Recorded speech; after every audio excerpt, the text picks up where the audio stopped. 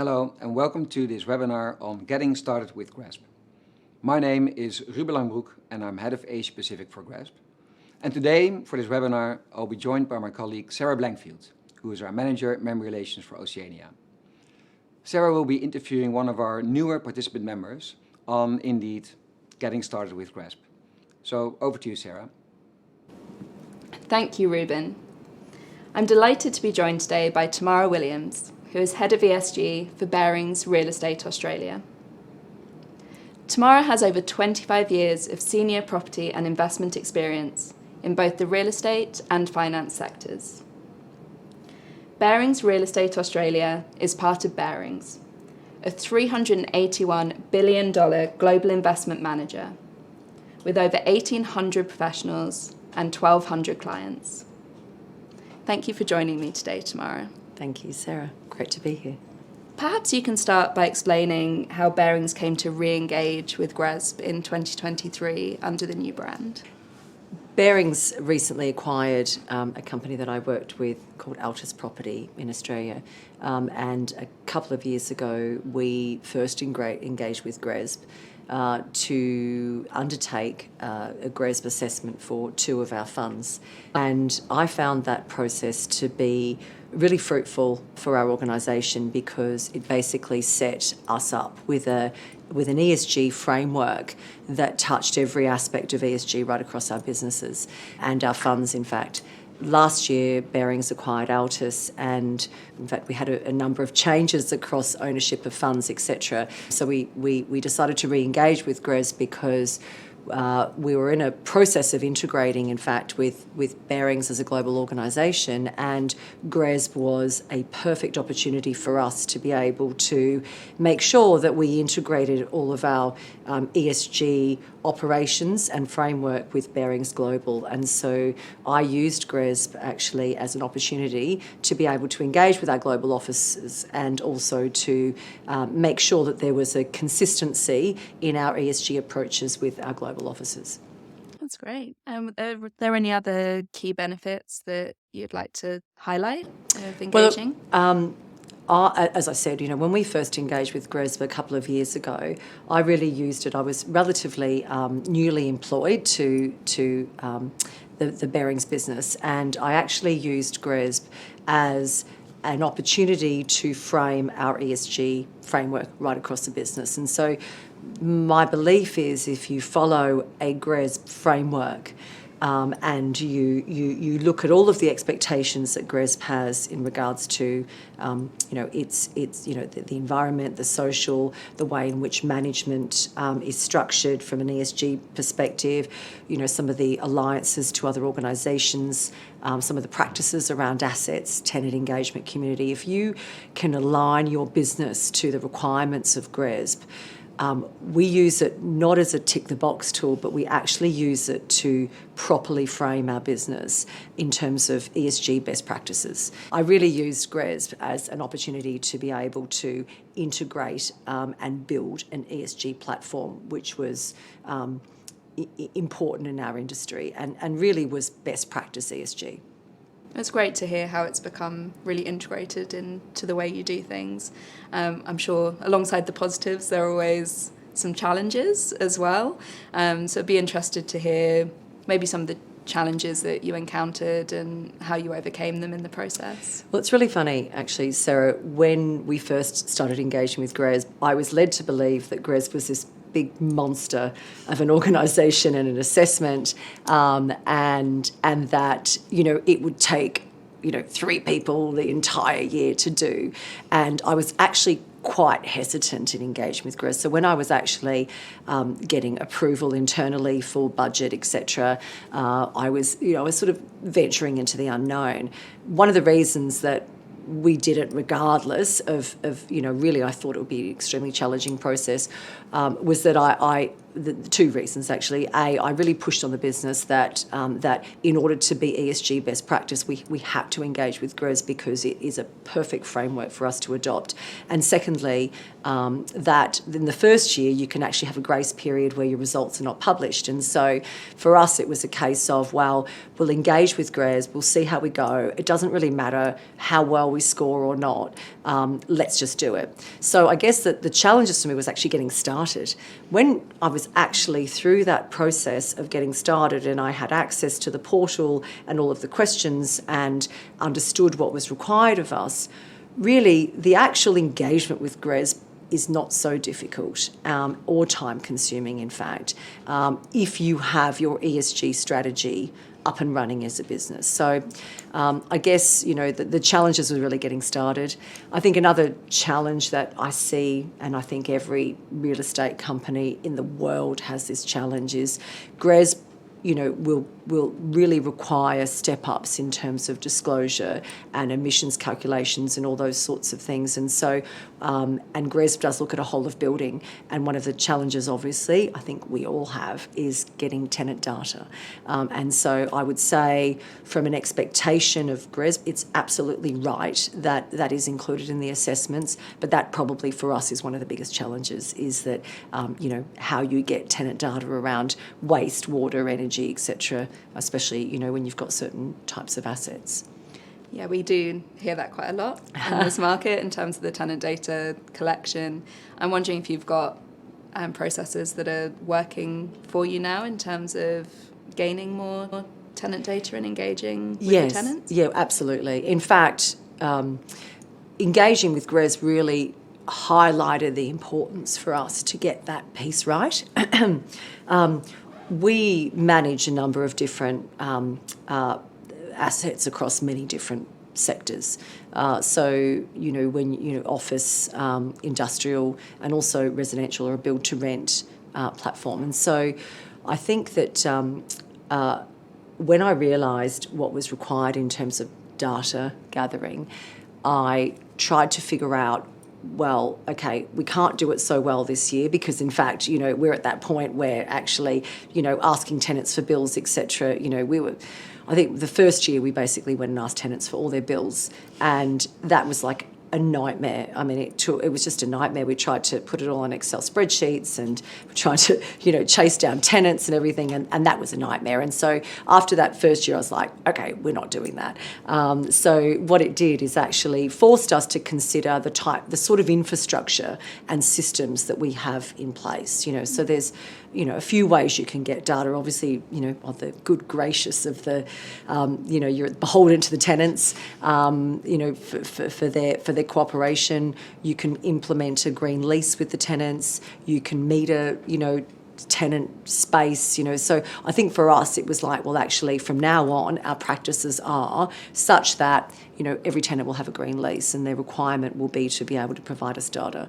With the build-to-rent residential stock that we have, obviously that's a little bit more difficult when you're dealing with, thousands of mums and dads, and so it forced us to look at how we meter all of our apartments, and forced us to really look at a development pathway where actually it became second nature to our development managers and our asset managers to be able to either retrofit meters or otherwise, build assets with meters. And so it's still ongoing. There's nothing that's perfect. I'm sure this year our data will not be complete again, but it did force us to consider the infrastructure and the practices that we are implementing as a business to be able to make sure that we had that data.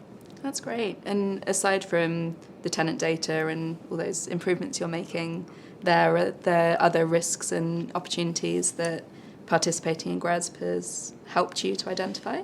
Look, the opportunity is really to implement practices across your business that are ESG best practice. I can't state that enough, actually, how our reliance on that tool. I think as a business, before we were acquired by Barings, we were a relatively small business with relatively skimp resources in ESG, and so I think that resourcing it's not resourcing the GRESB assessment as such, because actually the process of the assessment and entering data is actually not as great as I thought it was. It's actually making sure that you've got all of your systems in place. And so my advice to anybody really is you have to be prepared before the GRESB portal opens, before you're engaging with GRESB. You know, there's a lot of data, there's a lot of information available on the GRESB portal and the website around what's expected of you as a business. And I think that the challenge really is to just try and get, you know, your ESG framework up to speed, up to scratch, I should say.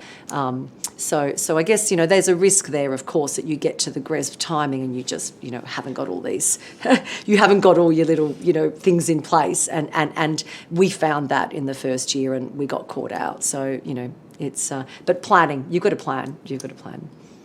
So it's great hearing about how it's helped you with the internal engagement and engagement with the tenants as well. I wonder if and how you've used GRESB for actually engaging with investors as well. So we have a number of institutional investors that we deal with, and what we tend to do is we are, as a business, we're driven by the ESG requirements of our investors.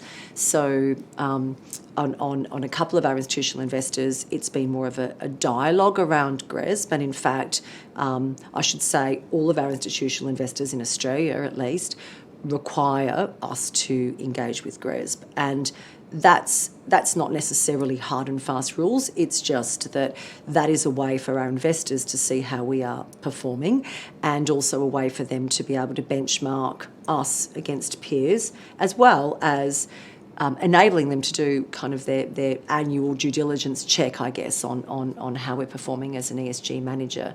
And I've found recently, in fact, as we've engaged with a couple of different institutional investors, in fact, we have requirements, and I totally was on board with this, to achieve higher than average GRESB scores in one of our funds, actually. And I think that's a fabulous initiative, really, not only from this particular superannuation fund, but also for us, because it means that the whole business is engaged. You know, we've got it in writing that actually our targets are to be able to get, you know, above average GRESB rating. And so I think that was, you know, that's a really great initiative. Because we're relatively new to GRESB, we've only done a few assessments. You know, I tried to kind of, especially in the first time we did it, you know, a few years ago, got terrible results.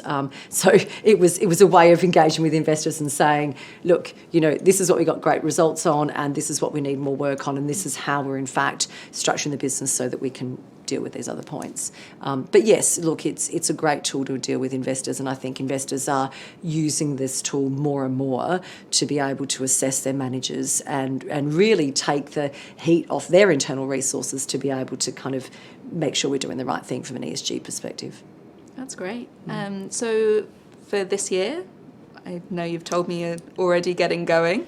What are the key focus areas for Barings in this year's assessment? So for us, we have two funds that we'll be reporting GRESB on, and really my key focus is, in fact, this year my key focus, I must say, is around the tenant data and tenant engagement. And so, you know, we have been working all year on making sure that all of the assets that are in these funds have been set up such that we're not going to be caught out with data. So, for instance, we've had a new acquisition during the year, and part of our due diligence and, in fact, investment process and acquisition process is that we must have the tenant data from the previous owner in order to be able to acquire that asset. And so we've spent a lot of time preparing. I feel like I'm quite up to speed with some of the requirements of GRESB. I could probably cite, you know, all sorts of different requirements out now, but I think for us it's been a real, you know, a year of preparation. But also, I think, as I mentioned, because we're relatively new to the Barings Group and we've got some very big shoes to fill, Barings Barings UK get fabulous results across their funds. And so for us, I think the spotlight's on us now in Australia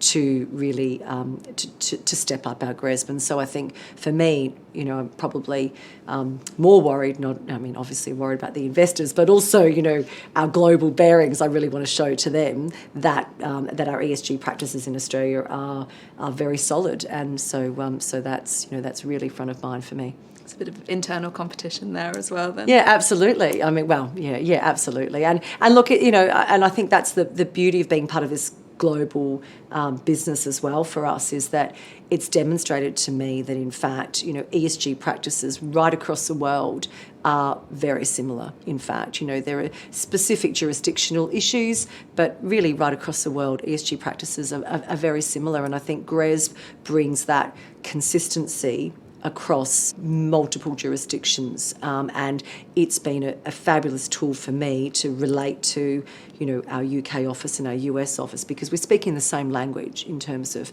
what an ESG, you know, best practice looks like, because we just refer to GRESB.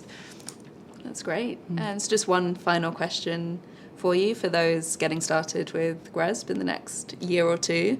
What would be the key piece of advice, or maybe two, that you would give them in terms of preparation? Look, don't worry about your results for the first year. That's the first thing. Just engage. Just do it. You know, just engage.